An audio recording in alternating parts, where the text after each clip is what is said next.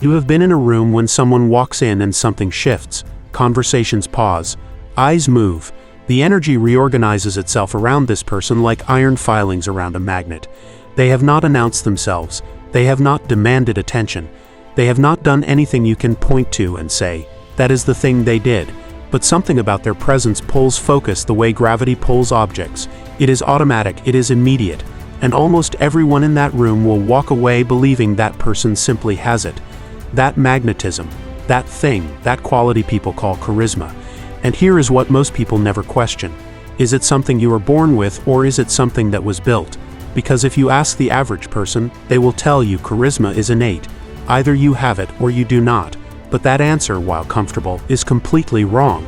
And what psychological science has uncovered about charisma over the last 3 decades does not just challenge that belief, it dismantles it entirely. Today, you are going to understand what charisma actually is at the level of the brain, what the people who naturally command attention are doing that others are not, and how to develop the same qualities deliberately and permanently.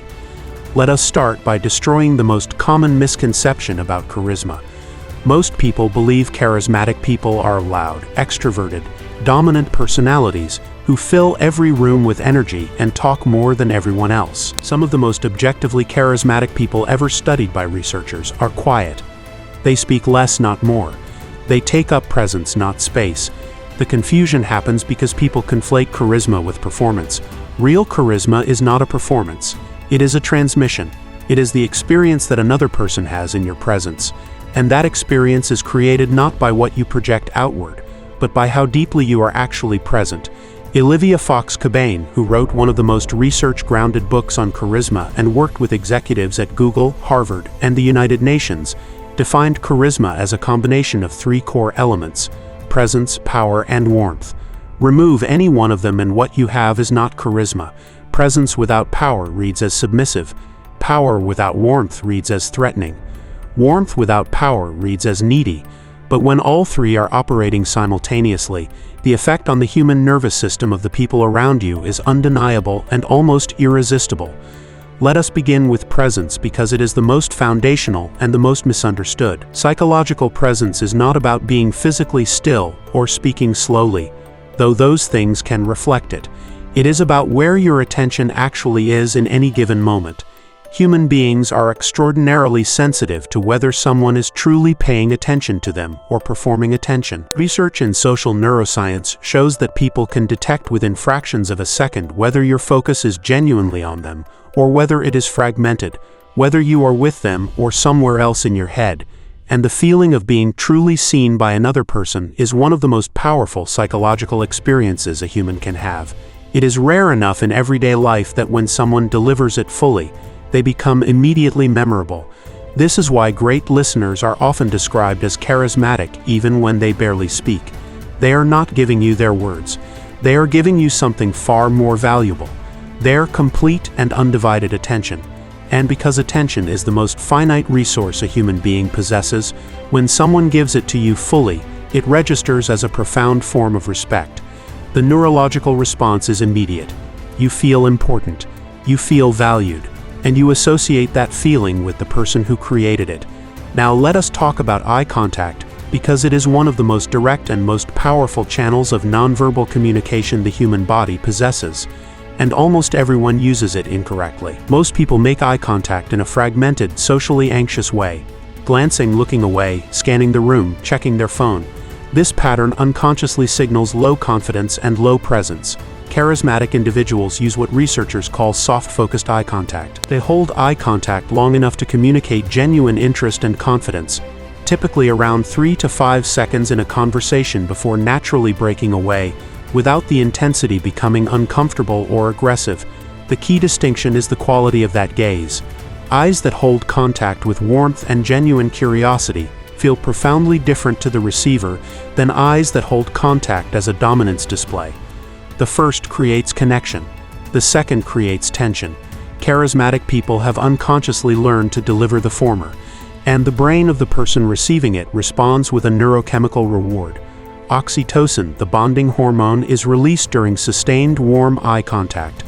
The person literally feels a biological pull toward you. Not because of anything you said, because of how you looked at them. This brings us to micro-expressions, the layer of communication that operates entirely below conscious awareness, and that accounts for more of how people actually feel about you than almost anything you intentionally do. A micro-expression is a brief, involuntary facial movement that lasts between 1/25th and 1/5 of a second.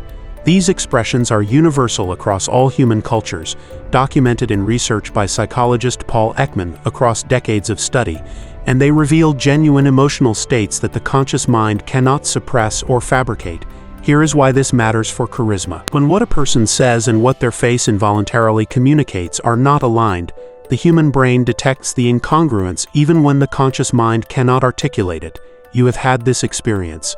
Someone tells you everything is fine and something in you does not believe them. You cannot explain it, but you know. That knowing is your brain reading micro-expressions. Highly charismatic people are not necessarily better at suppressing micro-expressions.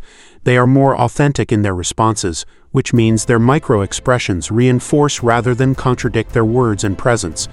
The congruence between what they feel and what they transmit creates a quality that the brain of an observer registers as trustworthiness. And trust is the precondition for almost everything that makes charisma work.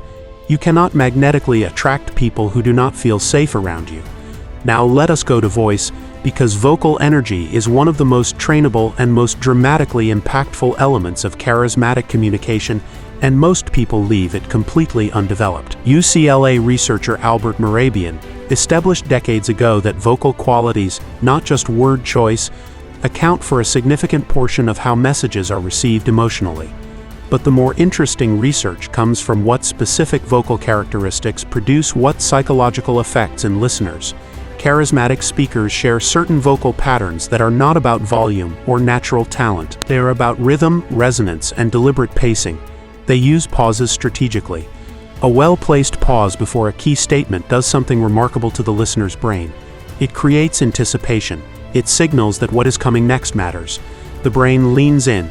It primes itself to receive. Speakers who fill every silence with noise, who rush through ideas as though afraid of being interrupted, train their listeners to tune out because everything is delivered at the same urgency level, and the brain cannot distinguish what matters. Charismatic speakers create hierarchy in their delivery. Some things are said slowly with weight, others are said quickly with energy. That variation keeps the listener's brain continuously engaged because the auditory pattern never becomes predictable enough to filter out. Resonance is the other vocal dimension that matters enormously, and almost no one deliberately works on. Resonance is the quality of richness and depth in a voice. It is produced not by volume but by breath support and by the relaxation of the throat and chest. A voice that resonates feels grounded, it feels safe. It communicates through pure acoustics that the speaker is not operating from a place of anxiety. Compare how a voice sounds when someone is nervous, tight, high in the throat, and how the same voice sounds when the person is fully relaxed, breathing deeply and speaking from the chest. Same person. Dramatically different effect on the listener's nervous system. Vocal resonance is trainable through breath work, through posture, and through the practice of slowing down your delivery until the physical tension that constricts most people's voices begins to release. Here is the psychological concept that ties everything together. It is called mirroring, and it operates in every high charisma interaction, whether the people involved are aware of it or not.